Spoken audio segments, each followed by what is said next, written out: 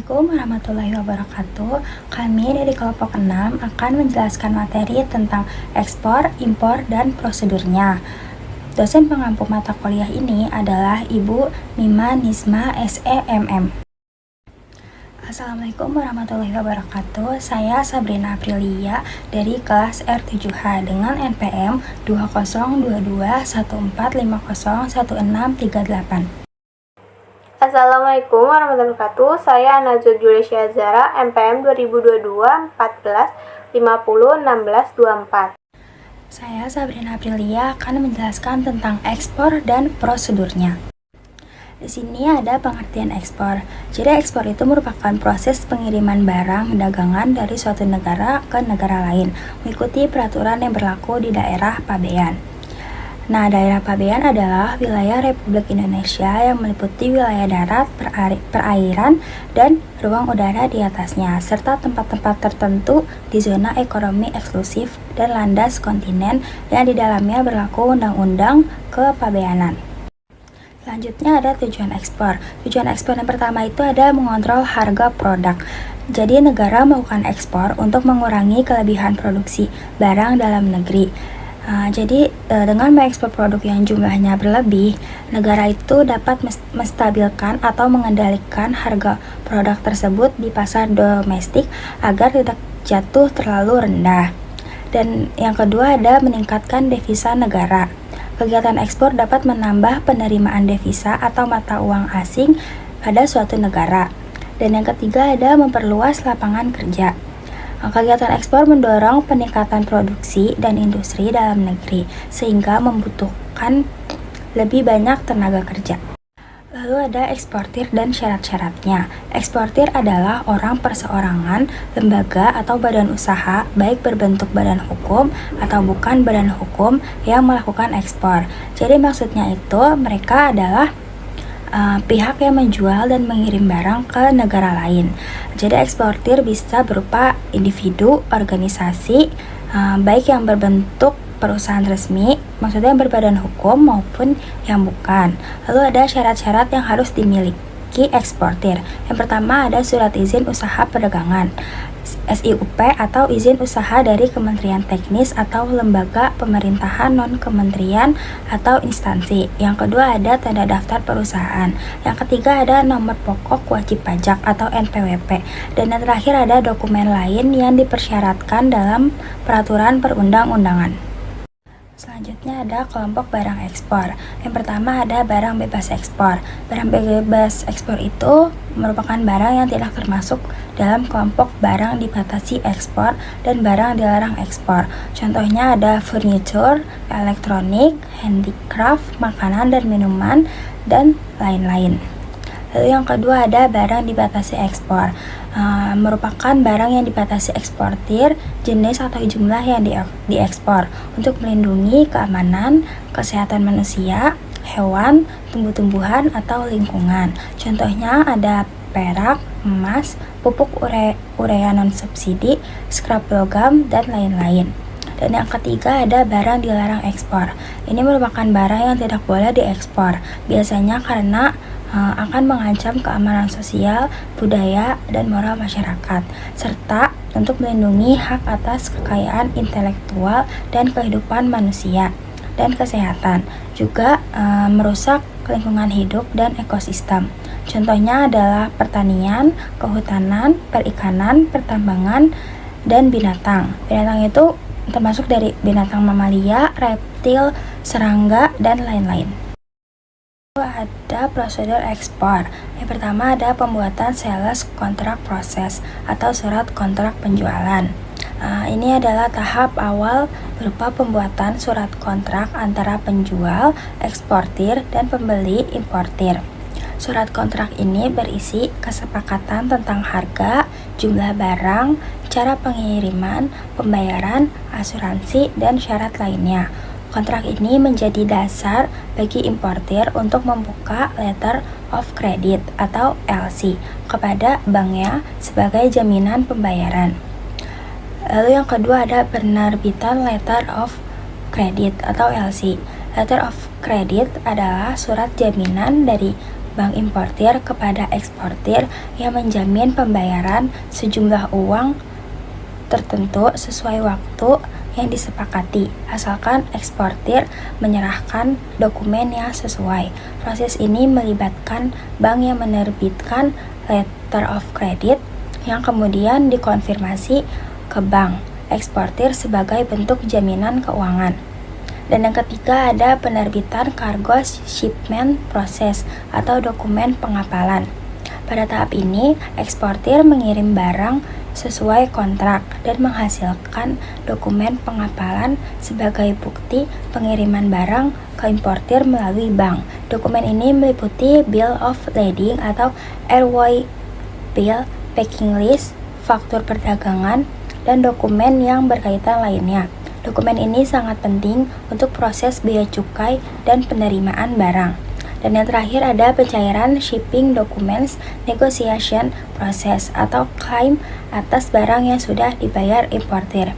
Jadi setelah dokumen pengapalan diserahkan ke bank, proses negosiasi dokumen dilakukan oleh bank eksportir dengan bank importir sebagai klaim pembayaran atas barang yang sudah dikirim. Setelah bank importir menerima dan memeriksa dokumen sesuai letter of credit, pembayaran dilakukan kepada eksportir dan dokumen diserahkan ke importir untuk pencairan barang di bea cukai. Saya Nazwa Julesya Azhara akan menjelaskan tentang materi impor dan prosedurnya. Impor adalah memasukkan atau membeli barang atau jasa dari luar negeri ke dalam wilayah pabean untuk memenuhi kebutuhan dalam negeri. Tujuan impor. Yang pertama, memenuhi kebutuhan dalam negeri. Tujuan ini berarti impor dilakukan untuk menyediakan barang atau bahan yang tidak dapat diproduksi atau tidak cukup tersedia di dalam negeri. Impor memastikan ketersediaan produk yang dibutuhkan masyarakat dan industri sehingga kebutuhan domestik terpenuhi dengan baik, terutama jika produksi lokal terbatas atau tidak ada sama sekali. Yang kedua, ada memperkuat neraca pembayaran. Impor dapat memperkuat neraca pembayaran suatu negara dengan meningkatkan aktivitas perdagangan internasional. Meskipun impor mengeluarkan devisa, namun apabila diimbangi dengan ekspor, akan tercipta keseimbangan dan stabilitas ekonomi negara. Aktivitas impor juga dapat mendukung pertumbuhan ekonomi yang pada akhirnya memperbaiki neraca pembayaran. Yang ketiga, ada memperoleh teknologi modern. Impor juga bertujuan untuk mendapatkan barang-barang teknologi terbaru dan modern dari luar negeri yang dapat membantu meningkatkan produktivitas dan kualitas produksi dalam negeri. Transfer teknologi melalui impor atau mesin canggih mendukung perkembangan industri dan inovasi teknologi di dalam negeri. Importir dan syarat-syaratnya. Importir adalah orang perorangan atau badan usaha baik yang berbadan hukum atau badan hukum yang melakukan impor. Syarat-syarat yang harus dimiliki: A. Surat izin usaha perdagangan yaitu SUP atau izin usaha dari Kementerian Teknis atau lembaga pemerintahan non-kementerian atau instansi. Yang B. Tanda daftar perusahaan. Yang C. Nomor pokok wajib pajak. Yang D. API, angka pengenal impor. Ada dua, yaitu ada API-U, angka pengenal importir umum, yaitu hanya diberikan kepada perusahaan yang melakukan impor barang tertentu untuk tujuan perdagangan. Kewenangan penerbitan API-U berada di tangan Kementerian Perdagangan, mendelegasikan kewenangan kepada Dinas Perdagangan Profesi.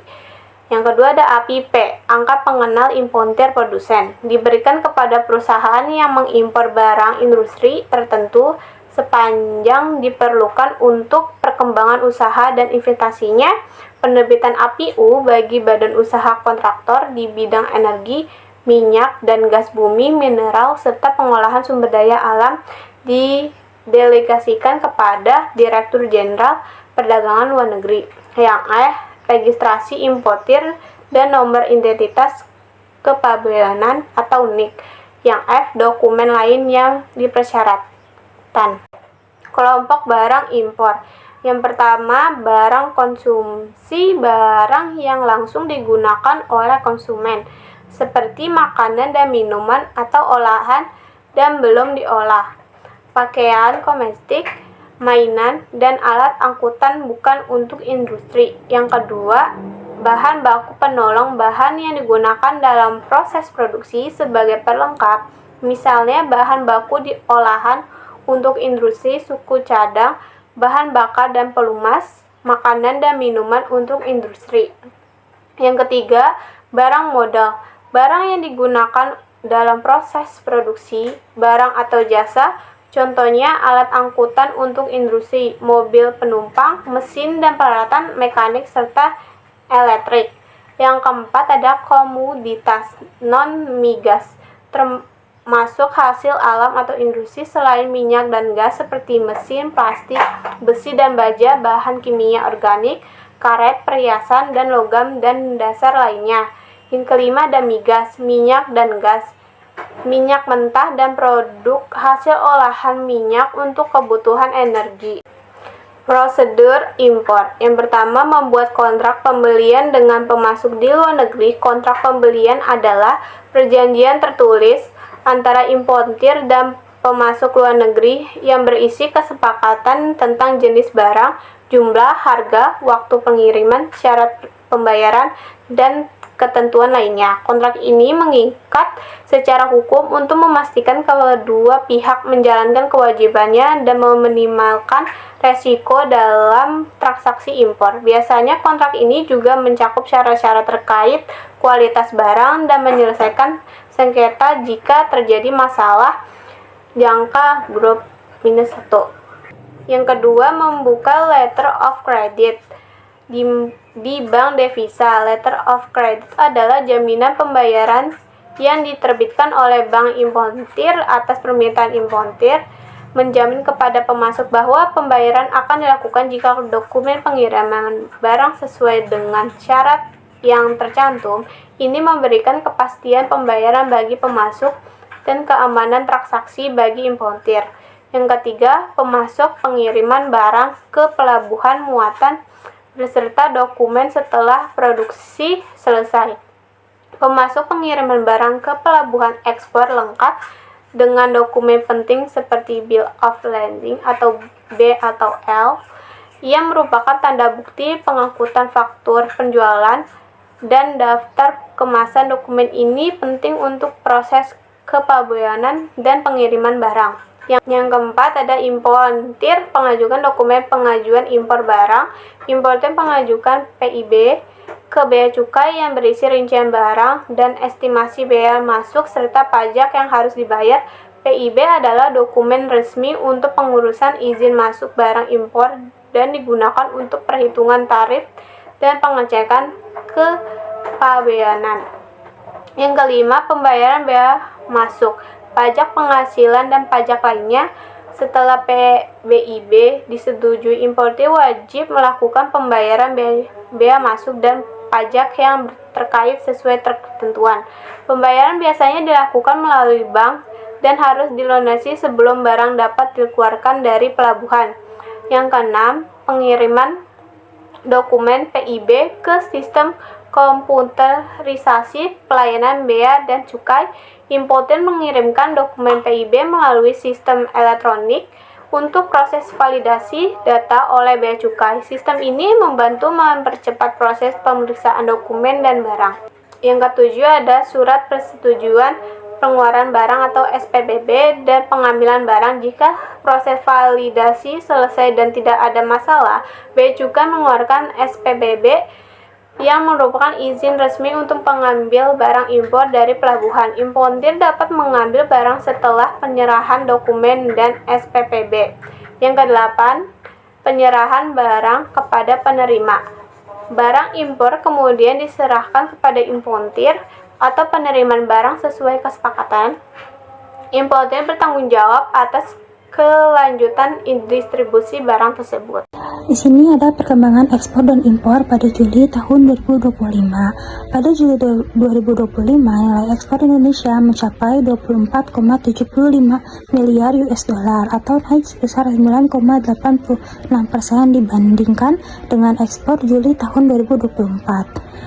Sedangkan impornya pada Juli 2025, impor mencapai 20,57 miliar US dollar, turun sebesar 5,86% dibandingkan Juli tahun 2024.